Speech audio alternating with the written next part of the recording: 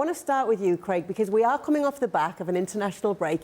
It is an early kick-off as well. It's 12:30 in England. Do these factors play a part in such a big game like this? Only if you listen to the managers.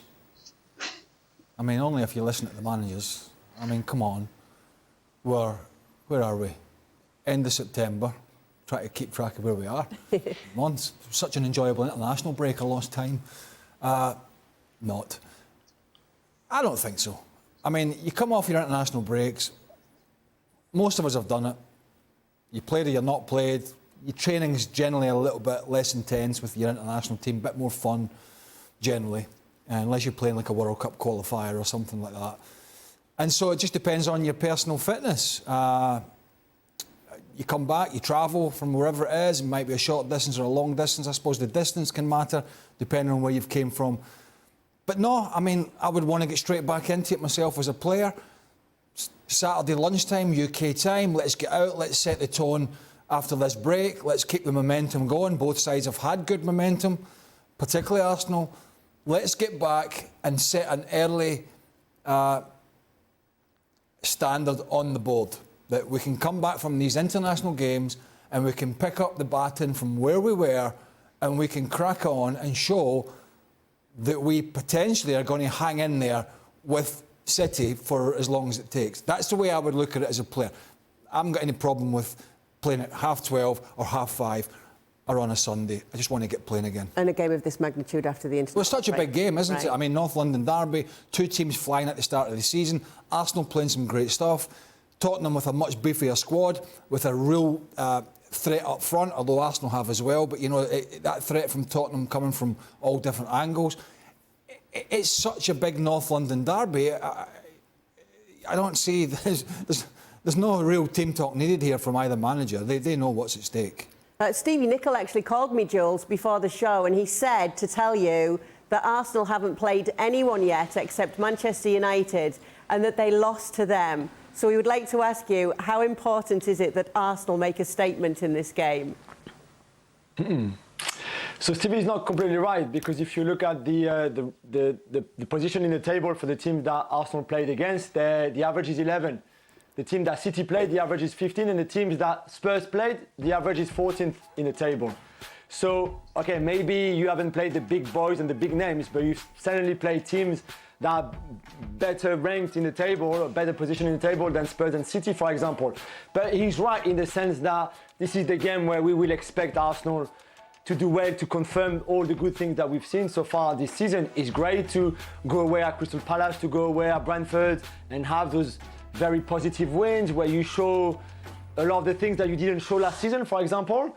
But then this is where it matters. This is where it matters the most. And we saw Liverpool, for example, struggling a lot last season against the other team of the top four. Arsenal, if they want to finish in the top four, can't afford to do that, especially at the Emirates. They will have to win this game, and then Liverpool the following weekend, and then when City travel, when United travel to London, and Chelsea as well. This is the games that matter a lot, not just for where you are in compared to your progress with other big teams, but also in terms of points to finish in that top four at the end. OK, I'll give Stevie a call back, Jules, don't worry, and let him know what you said, and if he's not watching the show tonight. Mario, I wanted to talk about the fact that Gabriel Jesus, Martinelli, Gabriel, they all weren't called up to Brazil's most recent round of action. Yes, Brazil were only playing in France, but does this factor into the game that they have had more rest and they haven't had to travel over the break? Will this be an advantage for Arsenal? Oh, 100%. I mean, when you come back after playing for your national team, I heard Craig saying that too, you know, of course you want to play all the time.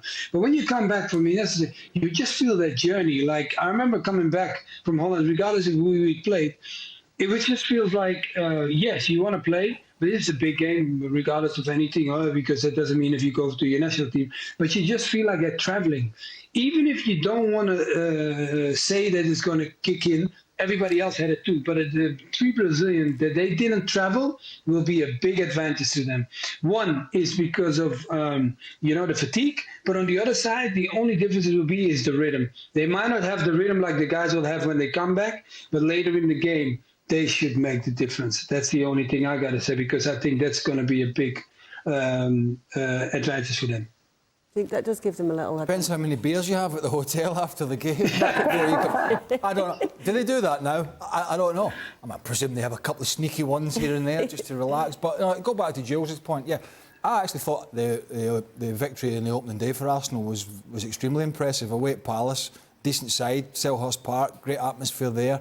Always generally a tricky place to go if they're on form. And I thought a 2-0 victory there, I think, was a good tone to set for Arsenal. Yeah, everybody looked at the United game. They played actually pretty well, made some maybe rash substitutions chasing the game, got caught a little bit open on the counter-attack, which is going to be similar to Tottenham. And I think this has to be Mikel Arteta's team talk as well, is, look, how do we get the balance of this free-flowing football that we've played, with a real attack from the wide positions in Saka and Martinelli, with Odegaard floating around, and with that threat of the movement of Jesus and his physical presence and his touch, all that up front that we've shown this season. How do we balance that between not being suckered into a game that Tottenham want to play, which is let Arsenal sort of, think they're doing the right things and bossing it, and then just wait, nick it and leave them exposed. United got them exposed at Old Trafford. They didn't outplay them.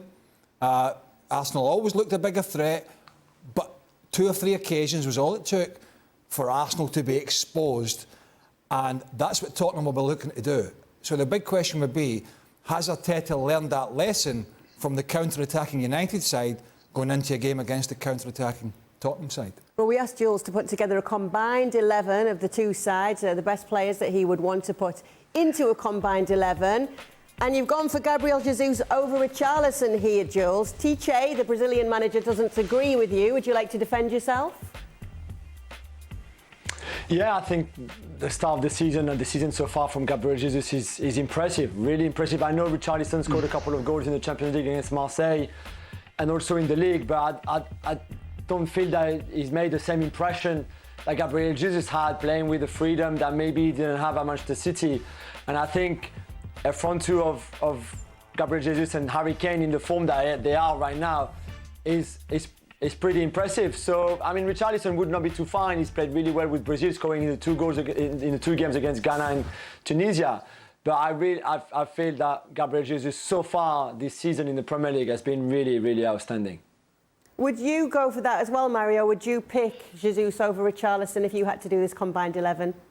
Yeah, because that goes back to the point that I made before, in the sense of saying, like, he was at home, you understand, and Richarlison did the traveling. He performed really well for Brazil, and I think Jesus also want to prove a point, because you don't want that become a normality for you to stay at home regardless if you're not in the team. Come on, any player now, and definitely if you're a Brazilian player, you want to travel with your national team. So I think he is full of confidence. Jesus, he's playing well, he's scoring goals, he's leading the line. This is exactly why he moved to Arsenal. So I think he definitely wants to prove a point, and that's why I would say, Jesus for me will get that position too. Well, thank you very much for watching ESPN on YouTube. For more sports highlights and analysis, be sure to download the ESPN app. And for live streaming, premium content, and let's not forget as well, ESPN FC 7 days a week. Subscribe to ESPN Plus.